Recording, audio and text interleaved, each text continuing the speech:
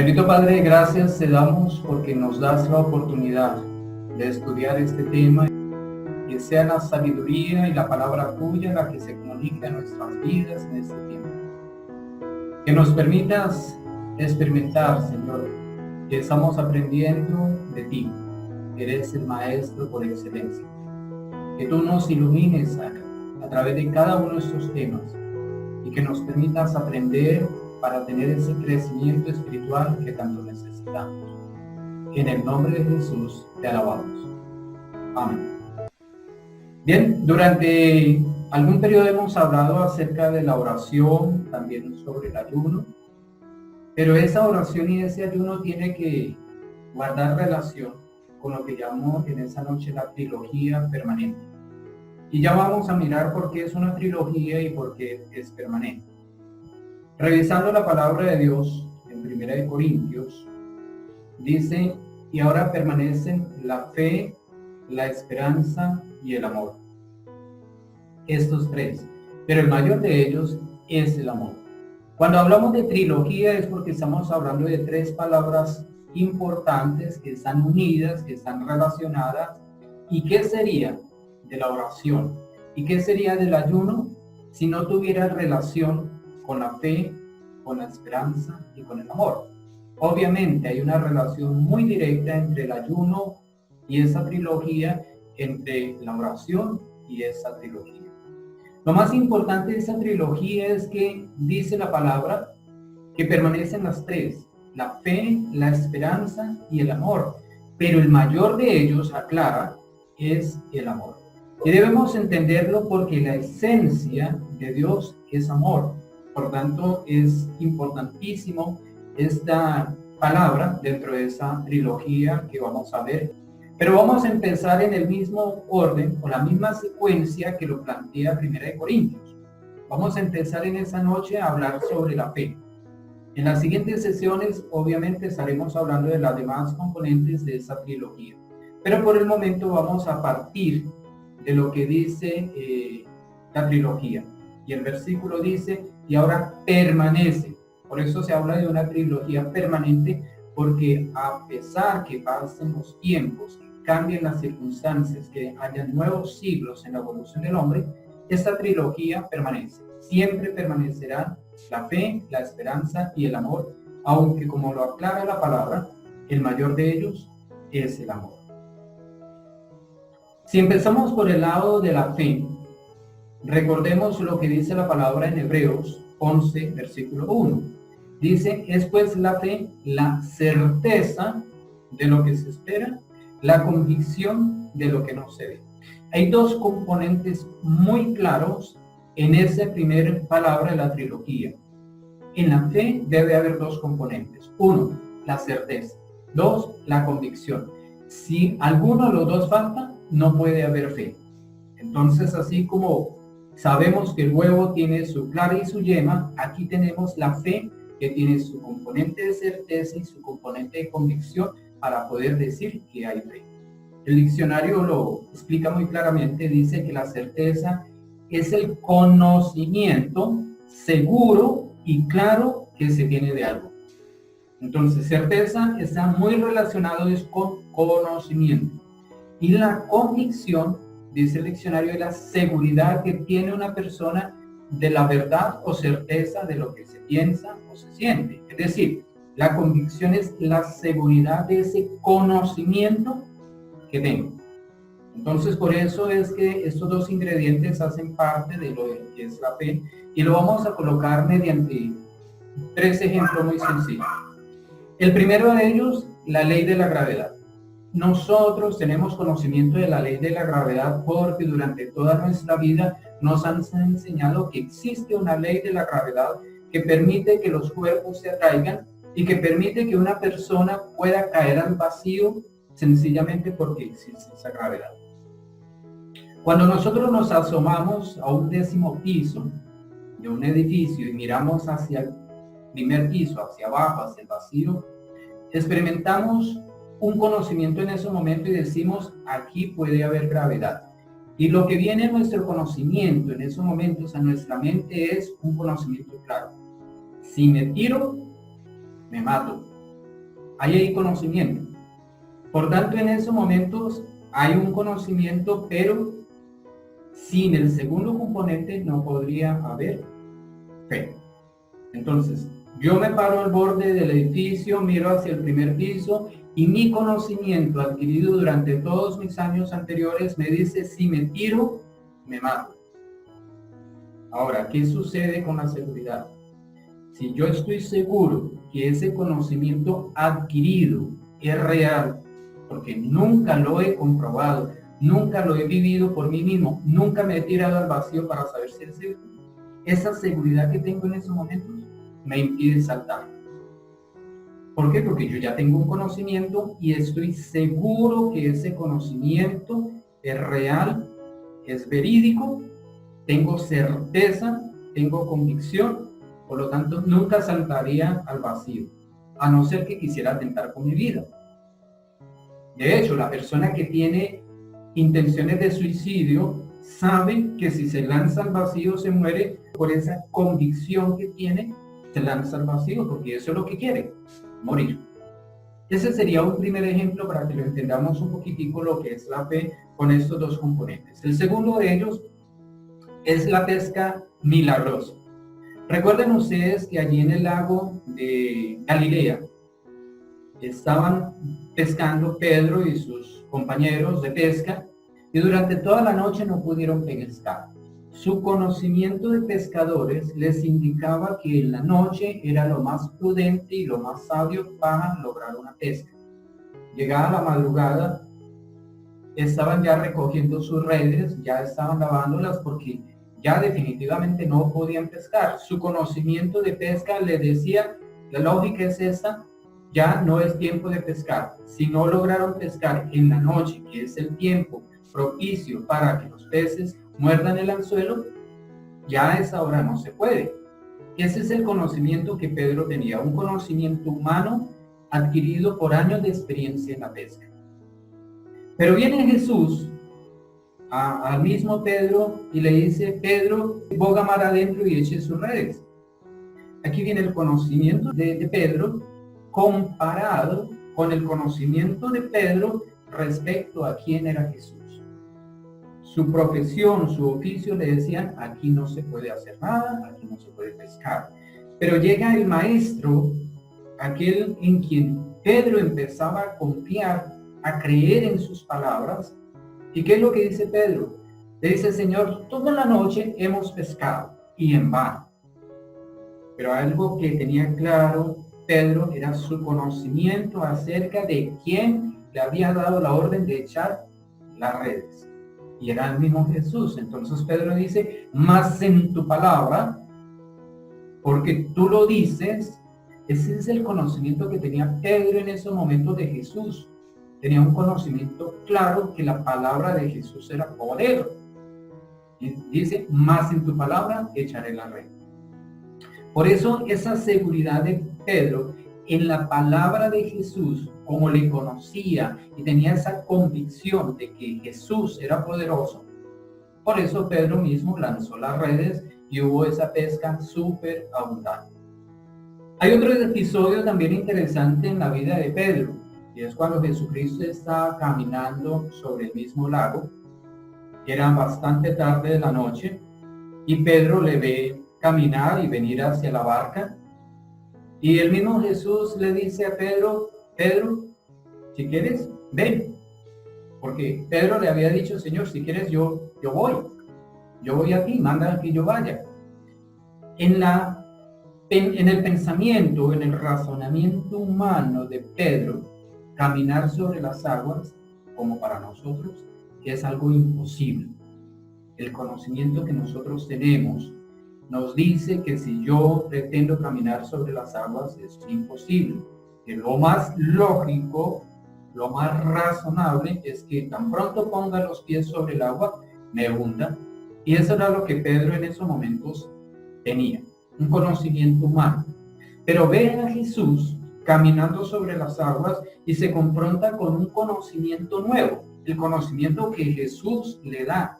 Y él, siendo Jesús, siendo el Hijo de Dios, podía caminar sobre las aguas. Por eso Pedro no se apoya en su propia fe, en su propio conocimiento, sino que le dice, Señor, manda que yo vaya sobre las aguas. Entonces Jesús le hace la invitación y efectivamente Pedro empieza a caminar sobre las aguas. Dos cositas que se presentaron en estos ejemplos. Un conocimiento humano de alguien que conocía la realidad o alguien que miraba el nuevo conocimiento que le ofrecía Jesucristo, comparado con esa convicción. Y esa convicción es la que impide que nosotros nos lancemos al vacío o permite que nosotros tengamos pescas milagrosas o permite que nosotros caminemos sobre las aguas. En el mismo Mateo, capítulo 17, hablando de la fe y de algunos episodios bíblicos donde se pone a prueba la fe de los cristianos, Jesús le dice a los discípulos, porque ustedes, está hablándole a los discípulos, tienen muy poca fe. En otras versiones bíblicas no dice muy poca fe, dice no tienen fe. O sea, es tan pequeña, tan escasa, que podría decirse más bien que no tienen fe. Por eso aquí esta palabra de muy, aparte de que es poca fe, está diciendo muy poca fe, es lo mismo que decir ustedes no tienen fe. Por eso algunas traducciones bíblicas más bien te colocan una afirmación de Jesús donde ustedes no tienen fe. Dice Jesús mismo, les aseguro que si tuvieran fe, aquí como que están validando la afirmación anterior, si tuvieran fe, o sea, muy poca fe o no tienen fe, y si tuvieran fe, aunque solo fuera del tamaño de una semilla de mostaza, y presento la imagen para que comparen la semilla de mostaza con un dedo, es así de chiquitica. Dice, por lo menos, si la fe de ustedes fuera así chiquitica como una semilla de mostaza, le dirían a este cerro, algunos dicen montes o montañas, quítate de aquí y vete a otro lugar, y el cerro se quitaría. Nada les sería imposible. Aquí hay unas expresiones que son bastante tajantes. Muy poca fe, aunque solo fuera, y nada les sería imposible. Claro, en nuestro conocimiento humano, pararme frente a un cerro o a un monte y decirle al cerro, quítate de aquí y vete para allá, eso es de locura, eso es una locura, es irracional para mi pensamiento humano, para mi conocimiento. Por lo tanto, no tengo certeza de ese conocimiento, y como no tengo ese conocimiento divino, que un monte se pueda mover, pues no hay convicción y no voy a lograr que ese cerro se mueva de un lado para otro. Al faltar el conocimiento de que es posible mover cerros con la fe, al faltar ese conocimiento, pues falta también la convicción. Por eso Jesucristo dice que nada les sería imposible.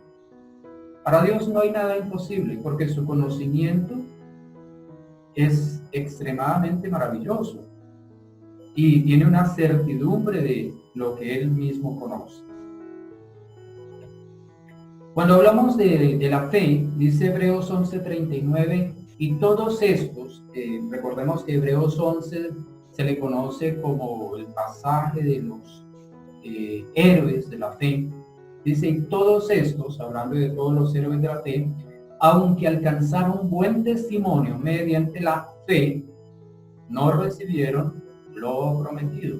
Entonces aquí uno empieza a mirar que fueron hombres de fe, que perseveraron en la fe, pero que en sus vidas no recibieron lo que se les había prometido. Para que tengamos en claro que la fe, en primer lugar, la fe del cristiano o la fe de una persona se basa siempre en las promesas. Es decir, nosotros podemos tener fe en las promesas de un amigo, en las promesas de un jefe, podemos tener fe en las promesas de la esposa, en las promesas de los hijos, y tenemos fe en lo que ellos nos prometieron.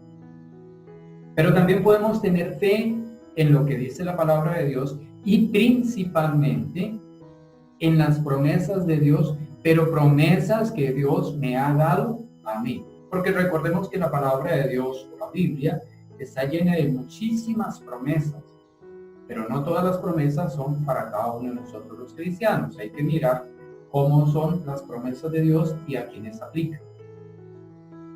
El hecho de que nosotros tengamos fe en las promesas de Dios, o en lo que Dios nos ha prometido, eso no es garantía de que lo recibamos. Le pasó a los hombres de fe de que habla Hebreos 11. Ellos no recibieron lo prometido. Ellos no recibieron la salvación en esos momentos porque estaba destinada para el tiempo de la gracia.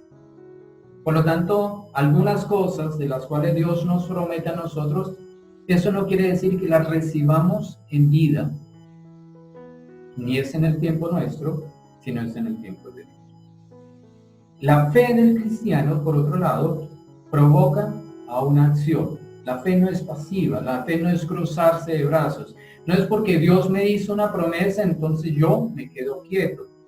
Cuando Dios habló con Noé y le dijo que iba a destruir la humanidad, le dio un conocimiento a Noé.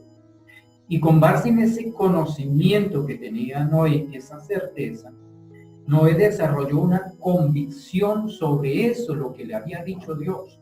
Y a pesar de que pasaron casi 100 años, durante los cuales construyó el arca, él actuó porque estaba convencido plenamente que lo que Dios le había dicho se iba a realizar y era el diluvio universal.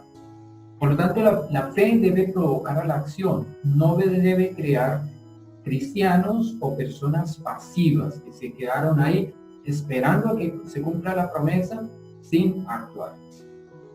La fe puede ser temporal o circunstancial. En esa parte nosotros debemos tener claro que a veces tenemos temporadas de fe muy fuertes, es decir, recibimos una promesa y esa promesa nosotros creemos en ella, dura un día, una semana, un mes, y no sabemos si continúa adelante esa fe en esa promesa de Dios o se debilitó la fe que yo tenía.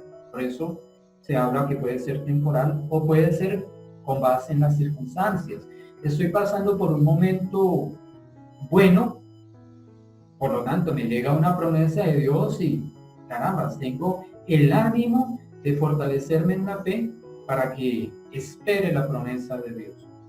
Pero si estoy pasando por un momento difícil, las circunstancias son muy negativas, es posible que mi fe se debilite y no sea capaz de aguantar al cumplimiento de la promesa de Dios. Entonces, por eso, tanto puede ser temporal o circunstancial, como la fe se puede debilitar o también se puede fortalecer. Por otro lado, recordemos lo que dice la palabra de Dios, de que la fe es sometida a prueba. Dios prueba nuestra fe y ese probar nuestra fe es lo que produce en nosotros paciencia. En Jeremías capítulo 17, el versículo 5, según la traducción del lenguaje actual, dice: yo, el Dios de Israel, declaro, maldito quien confía en los demás, maldito quien confía en sí mismo, maldito quien se aleja de mí. Es un versículo supremamente fuerte que quisiéramos no escucharlo, pero que debemos escucharlo porque es la palabra de Dios. Hay maldición por 3 circunstancias. La primera de ellas, maldito quien confía en los demás.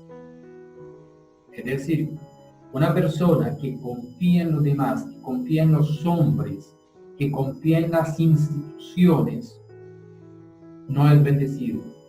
Los hombres y las instituciones hacen promesas, ofrecen oportunidades, pero si mi convicción está en ese conocimiento, muy seguramente que habrá una maldición. Y hay que tener mucho cuidado en esa parte porque estamos quitando los ojos nuestros de Dios para poner nuestra confianza en las instituciones y en los demás.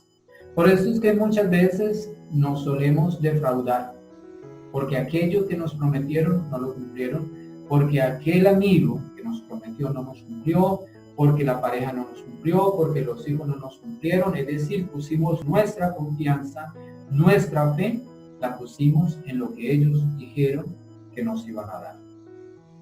Viene una segunda maldición que dice: maldito quien confía en sí mismo.